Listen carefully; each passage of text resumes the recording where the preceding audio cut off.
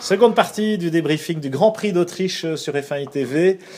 Ziv, le Red Bull Ring. C'était un retour il y a une dizaine d'années qu'on n'avait pas été. Et on était heureux d'y être parce que on retrouve cet environnement bucolique et un circuit un peu à l'ancienne malgré tout, avec un peu des montagnes russes, même s'il a été raccourci par rapport au bon vieux Oostenrijde. Oui, pour moi, quel plaisir. Hein. C'est un circuit grandiose et c'est un circuit à l'ancienne, un peu comme Spa-Francorchamps.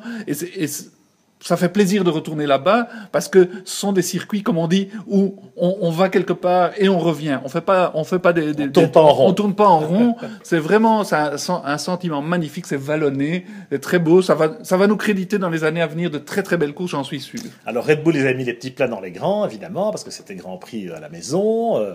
On sait que Didi Matezic et Helmut Marko sont originaires vraiment de la Styrie, de cette province du sud de l'Autriche. Graz est à 70 km. Bon, alors c'est un peu quand même au milieu de nulle part, c'est un peu dans les montagnes. Mais bon, ils ont bien fait ça, l'organisation était impeccable, à part les petits soucis de trafic du vendredi matin. Malheureusement, sur la piste, les résultats n'ont pas été à la hauteur des espérances, évidemment, du taureau. Oui, et là, sincèrement, on peut pas parler de contre-performance, on doit parler de crise.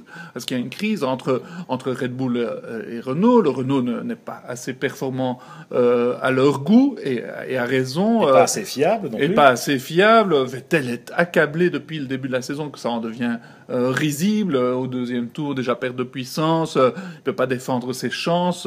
Ricciardo qui termine péniblement 8e. Il fallait voir la tête du docteur Marko.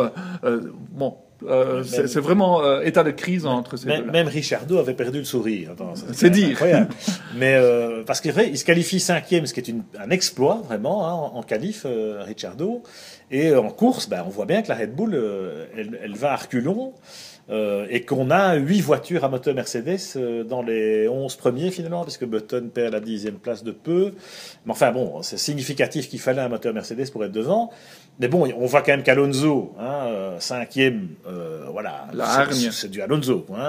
Il va chercher le dernier carat de cet auto-là, dans les limites de cet auto-là. Chez Red Bull, malheureusement, Ricciardo n'a pas pu faire mieux, comme tu dis, au milieu des Mercedes.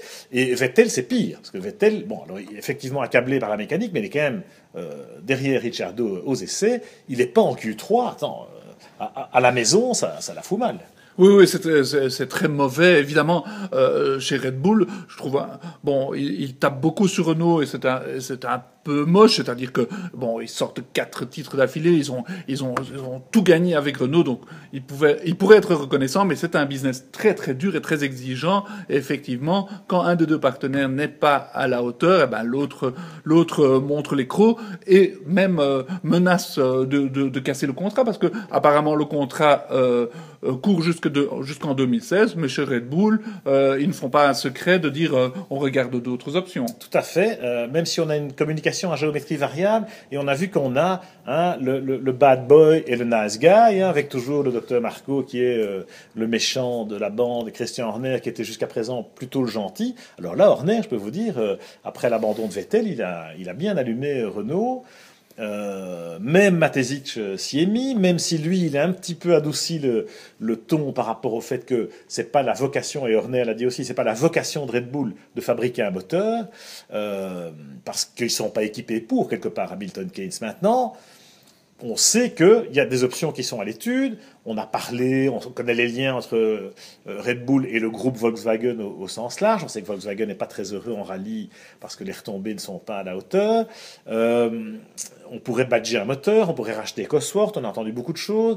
Il y a Mario Illien aussi, l'ingénieur motoriste suisse, qui est historiquement celui qui a créé les moteurs Ilmor, on s'en souvient, qui ont été les Mercedes pendant longtemps, et qui s'est fait racheter par Mercedes. Mais Mario, il est très proche, d'abord il est germanique, donc il est assez proche de nos amis autrichiens de Red Bull, mais il est surtout très proche d'Adrien Newey, parce qu'ils ont travaillé ensemble, évidemment, à l'époque McLaren-Mercedes.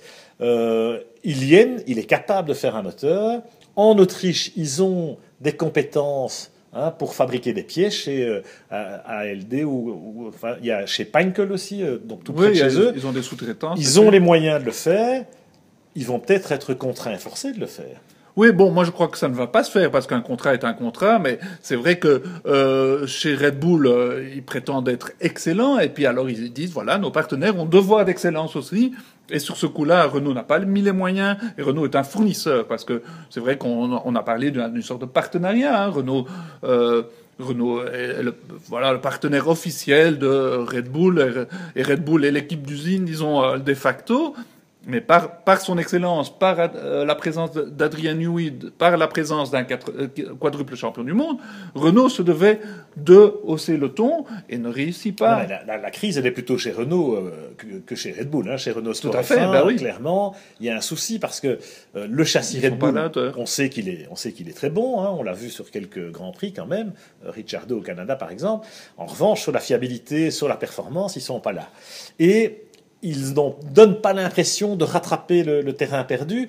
Ils travaillent beaucoup, on n'en doute pas, chez Renault Sport, à Viry-Châtillon, mais la crise, je pense qu'elle couvre plutôt chez eux, et qu'on a entendu, par exemple, Alain Prost assez critique au soir du Grand Prix d'Autriche, hein, chez nos amis de Canal, en disant, ben oui, il y a un souci peut-être même structurel, ou en tout cas stratégique, à l'intérieur de Renault Sport. Mais c'est vrai, écoute, chez Mercedes, ils ont pris une belle avance, et cette avance ne se rattrape pas en quelques mois de développement, et c'est vrai qu'à Viry-Châtillon, ils ont tous les talents possibles pour résoudre ce problème. Est-ce qu'ils ont mis les ressources suffisantes?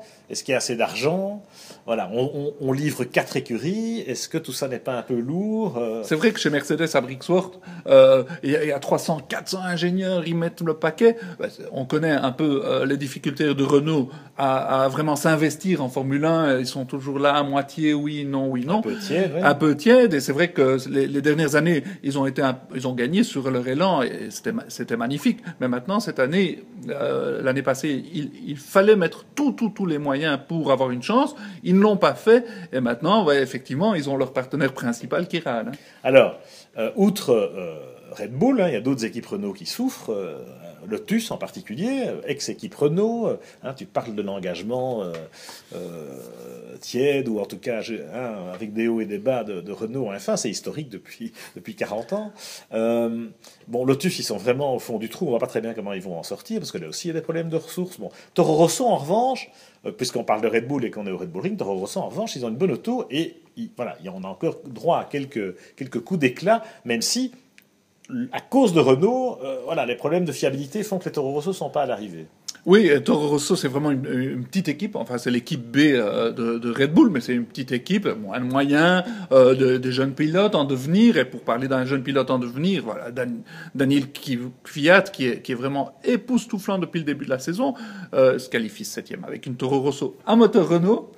Donc c'est quand même formidable, et ce garçon m'épate. Maintenant, c'est une équipe qui a vraiment beaucoup de mérite, qui est un petit commando avec Franz Tost, l'Autrichien, régional de l'étape aux manettes, et magnifique. Malheureusement, donc ils sont accablés d'ennui eux aussi, et ils n'arrivent pas à marquer les gros points qu'ils méritent. Et James Key, qui a fait une bonne auto et qui pourrait peut-être d'ailleurs devenir potentiellement un successeur d'Adrian Newey chez Red Bull, puisqu'on sait qu'Adrian Newey, il est question qu'il prenne un peu de recul, parce qu'il est un peu, pas démotivé, mais un peu déçu du fait que voilà, sa créativité est bridée par ce règlement, et il a d'autres ambitions, Adrian Newey. On sait qu'il est passionné par l'America's Cup, par exemple, par le challenge technologique de l'America's Cup à la voile, mais aussi d'autres idées, et Red Bull, il n'y a pas de limite, visiblement, et voilà, pour conserver Newey, Red Bull est prêt à offrir à son ingénieur fétiche tous les outils pour de nouvelles aventures. C'est sûr que Didi Mateschitz, il a beaucoup de jouets, il a beaucoup de passion, il y a l'aviation, il y a les bateaux de course, etc. Donc Newey, au sein du groupe Red Bull, il va bien s'amuser, il aura tous les moyens de développer son génie. Maintenant, la question est de savoir comment est-ce que Red Bull va se débrouiller sans Newey, enfin avec un Newey un peu plus loin. Donc ça sera aussi intéressant de savoir si, en profondeur, ils ont réussi à générer beaucoup de talent et à leur donner les moyens de s'exprimer. Alors c'est intéressant cette situation de crise, en effet, chez Renault et par ricochet chez Red Bull. On parlait de Toro Rosso aussi. Bon, il y a cette filière Red Bull qui fonctionne pas mal. Donc Jean-Éric Vergne, c'est un peu inquiétant ce qui est arrivé ce week-end. Espérons que ce soit plutôt l'exception qui confirme la règle et qu'on le retrouve à l'attaque à Silverstone, un circuit qu'il adore. Ce sera dans 2 semaines en Angleterre. Mais oui.